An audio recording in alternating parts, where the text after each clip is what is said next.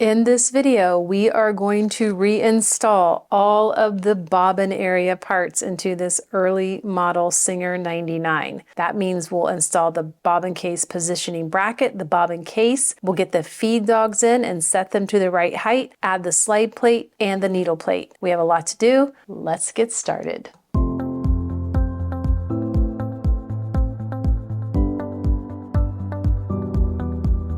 Let's go over the parts that you are going to need.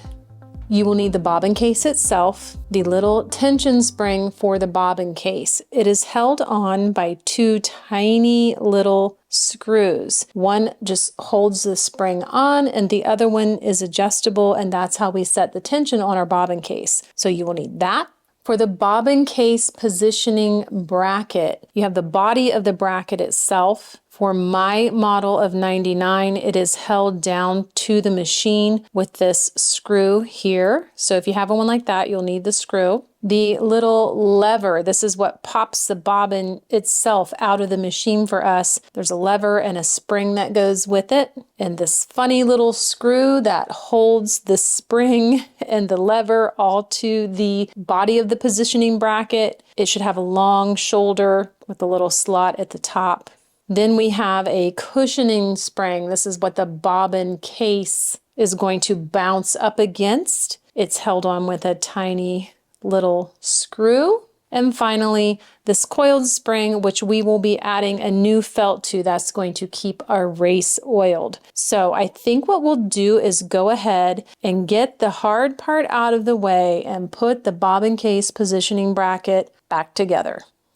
I will do my best to keep my fingers out of the way for this. So the first part that we want to put back together is going to be the lever with the spring attached to the body of the bobbin case positioning bracket, all held together with this little screw.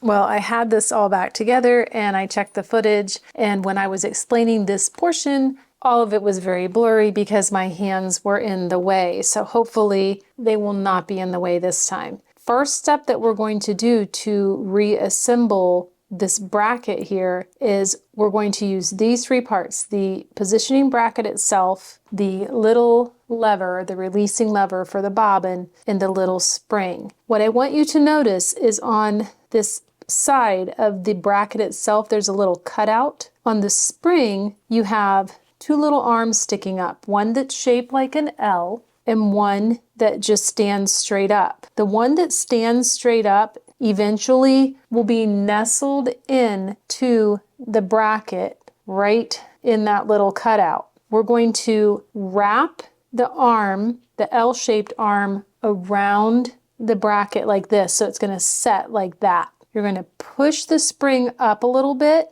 because that's going to give you room to drop the bracket down in, and that arm is going to catch in the front, and I can hold it all together now, and you will see the little pin, that little short arm on the spring is sticking in the groove, and if I flip it over, it's wrapped around the lifting lever. Now I'm going to fiddle with this part a little bit to get it all back together. You're going to watch me do so as I try to slide the spring in here. I think I caught what was really out of focus. Let's jump back into the rest of this video.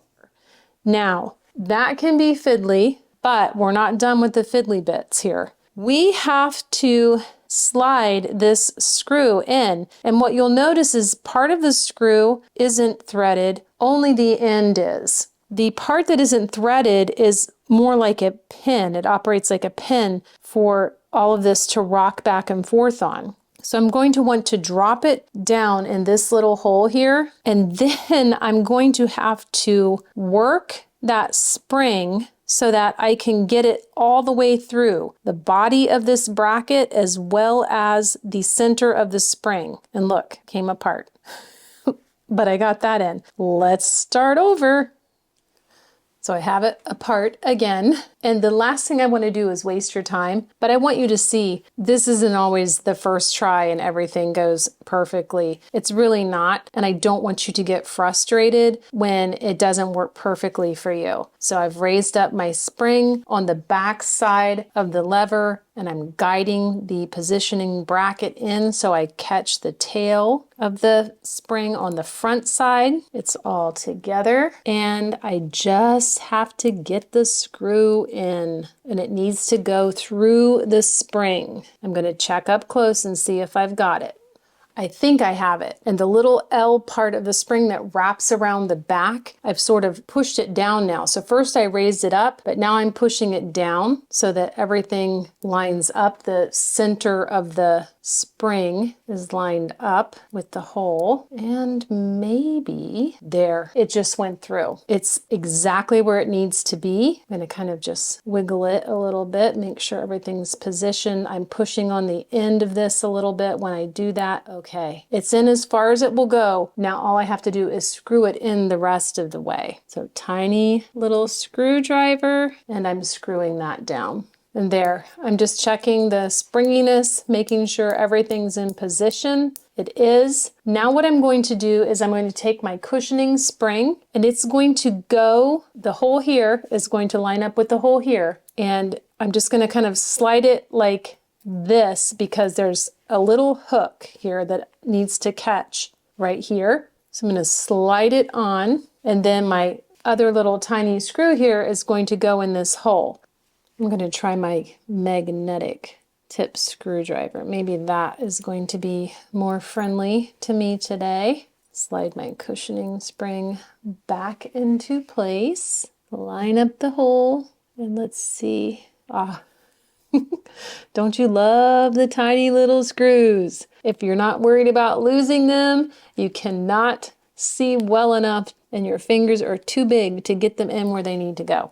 But here we go. So now we have the little cushioning spring here for the bobbin case when everything's back together in the machine. So we still have this little spring here that we're going to fill with felt that's going to screw in right here on the side of the bobbin case positioning bracket. So let me show you what I do. So I have a cheap little inexpensive red felt spool pin cushion, and I'm just going to cut part of it. We'll start with roughly a quarter. Let's see if that's big enough. I'm going to take it and I'm going to roll it up to a little kind of like funnel, the best that I can. And then I'm going to stick it into the end of that screw, and I'm going to twist it, like just pretend that you're twisting in a screw. So here we go. Now this should screw very easily into this hole here on the side, just like that, and just screw it as far as it will go. Now, if this isn't sticking out far enough to make contact with the race, we'll check that. We'll fix it. We can always pull it out a little bit, but at least it's back on. So the final piece is this screw here, which is going to pop down in here and screw into the machine. And yours might be different than this. Again, I apologize. This is a really old 99, but we're not going to do that yet. Let's get the bobbin case back together first, and we'll put them all in together. So let's check out and inspect your bobbin case. Here, right here, do we see we have two screw holes, the smaller screw and the larger screw. And this part right here, make sure you really clean that up because the thread is going to be back there behind the spring that we're getting ready to put on. You don't want it to be rough. You want it to be nice and smooth. So the spring, it's really easy to figure out how it goes on because we have a small hole and a large hole. That matches up with the small hole and the large hole on the bobbin case. So we're just going to take that spring and kind of line it up with those holes. Now, the little finger on the end of your spring, it's got a little finger, is going to catch in the hole right here. That's not a screw hole, that's for the spring. So when it's on, it's going to sit like that with that little finger in the hole. If you get that together that far, just carefully set it down. I cannot recommend finding screw starters enough. These are on McMaster Carr. There are many different sizes. If you search on McMaster Carr and you search screw starter, you will find them. But I'm going to start with the little tiny screw, and I'm just going to get it hopefully started. Make sure that it's going in even and not crooked, because then you're stripping either the hole or the screw, and you do not want to do that. And go ahead and tighten that down. Very good. Now I have my hole ready to go here for the larger screw. We'll use a screw starter again and put this one in. Now I'm not going to tighten this down. I'm just going to make sure that it is in. Let's adjust the tension right now for our bobbin case, so we are ready to sew and we don't have to take it back out once we put it in. So if you have a bobbin with thread on it, you can do this now. If not, we'll try to go over it again later. But look at your bobbin case, and the screws that are holding on the spring, have them pointing to the left. Now, when you set your bobbin in, check to make sure that the thread is winding counterclockwise. If it's not, flip it over and it will be, but have the thread winding counterclockwise and drop it into the bobbin case. Then pull that thread along until it catches in that little cutout, and it's going to go behind the spring. That's why we cleaned it, remember, because now the thread's back here. Now we're just going to do a little pull test. Ideally, I would like this to be tight enough that if I could hold it up by the thread, it wouldn't let more thread out unless I kind of gave it a shake or something. So I'm going to see if I can tighten this down just a little bit more. The second screw, the bigger one, is the one that we're going to use to adjust that. So I gave it a little bit of a turn. I'm pulling now. It will only release whenever I kind of shake it. It comes out a little bit. We're going to start there. This might need more adjusting, but that's a good test. So we have the bobbin case back together, and I have some thread in here. We're not going to worry about this tension anymore for now, but I do want you to know the second screw, the bigger one, is what we would tighten or loosen to control how much tension is being put on the thread. So I can take the bobbin out now and set it aside because we are ready to put all of this back in the machine. So for the setup I have, I'm going to drop in the bobbin case positioning bracket, but I'm not going to screw it down yet. I'm doing this because I want that little arm for the lifting lever to be under the bobbin case itself. Then I'm going to drop in the bobbin case, make sure it's situated on the race, and everything's going to sort of fall in together. My little finger sticking out here has went into the groove. I can go ahead and put the screw in now, and everything will be held down in place. And I realize this is a little bit different model than what some of you have as far as this setup here, but some of you might have it, and I just have to do what's best for this machine. So I am fastening the screw down.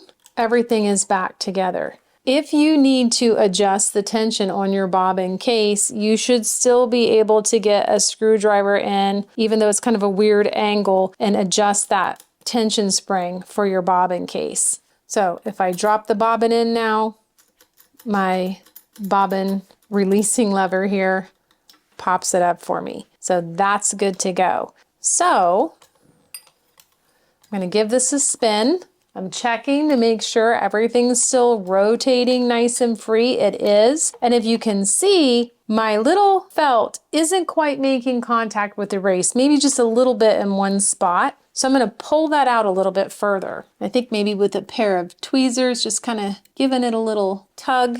Now it's making contact with the race. You can go ahead and get some oil on that, let it be saturated, and that's going to oil the race for us. So everything should spin nice and free now. All the parts are back in. I think now would be a really good time to go ahead and get that needle plate and slide plate back on.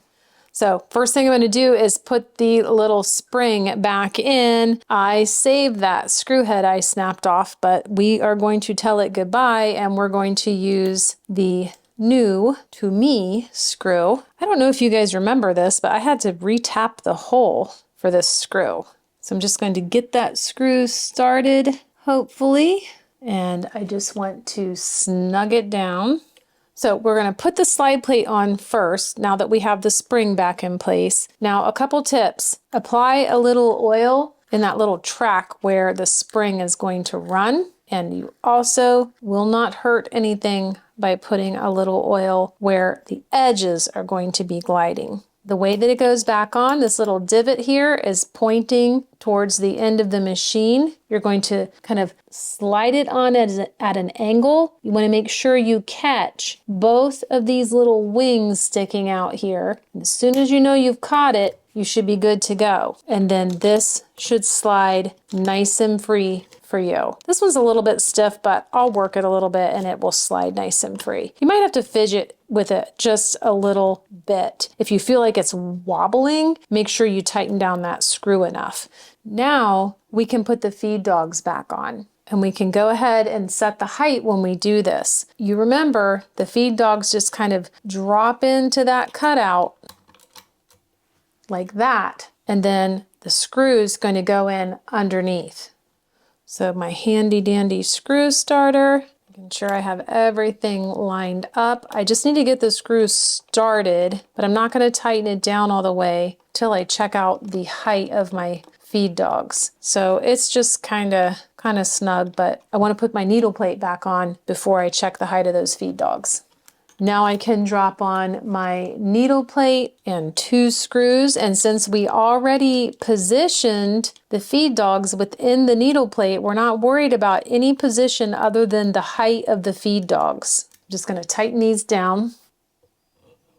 Now, I'm going to turn the hand wheel and I'm going to look at the feed dogs and see how high they come up. The hand wheel turns freely, so I know they're not too high, but they're actually a little bit higher than I want them to be. The feed dogs have a little V in them, each of the teeth. What you want is to basically try to have it so that the needle plate is at the very bottom of that V. Check that, see if you like it. I think I can drop these just a little bit. So I can go ahead and take that screw that I had not snugged down, and I'm going to loosen it just a smidge and push down on those feed dogs just a smidge. Flip it back over.